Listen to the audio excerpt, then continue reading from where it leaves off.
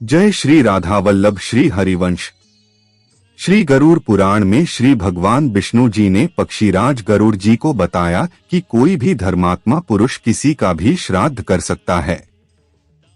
श्री भगवान विष्णु जी ने बताया कि त्रेतायुग में महोदय नामक नगर में एक बलवान और धर्मात्मा राजा बभ्रुवाहन राज्य करता था। यज्ञादि का अनुष्ठान करने वाला, दानी, श्रद्धालु, अपनी प्रजा का पुत्रवत पालन करता था। एक दिन राजा बभ्रुवाहन जंगल में शिकार खेलने गया।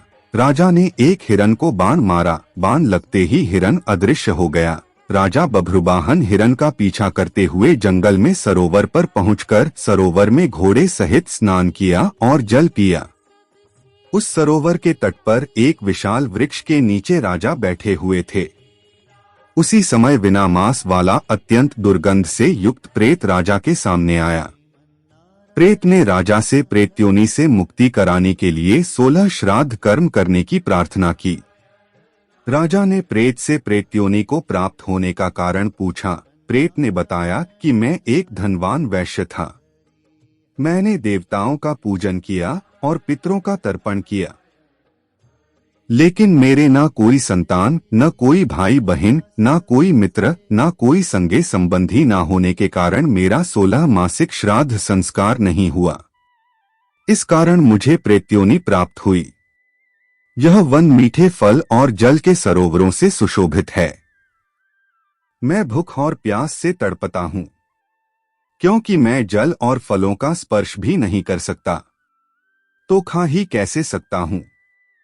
आप एक धर्मात्मा राजा है। आप मेरे लिए 16 संस्कार युक्त श्राद्ध कर्म करें और 13 उपपदान भी, छत्र, छाता, उपाना, जूता, वस्त्र, मुद्रिका, अंगूठी, कमंडलू, आसन, पंचपात्र, ये 7 वस्तुएं पद कही गई हैं। दंड, ताम्रपात्र, आमान्न, कच्चा अन्न, भोजन, घृत और ज्योपवीत, जनेऊ को मिलाकर 13 पद की संपूर्णता होती है। किसी धर्मनिष्ठ और मंत्र संपन्न ब्राह्मण को दान करे, मैं प्रेत्योनि से मुक्त हो जाऊंगा। राजा बभ्रुवाहन ने अपने राज्य में पहुंचकर प्रेत के लिए 16 संस्कार युक्त श्राद्ध कर्म किए और वह प्रेत प्रेत्योनि से मुक्त हो गया। जो कोई इस इतिहास को सुनता है और दूसरे को सुनाता है, वह दोनों पापों से युक्त होने भी पर प्रेत्योनि से मुक्त रहता है। श्री राधा कृष्ण समर्पिते।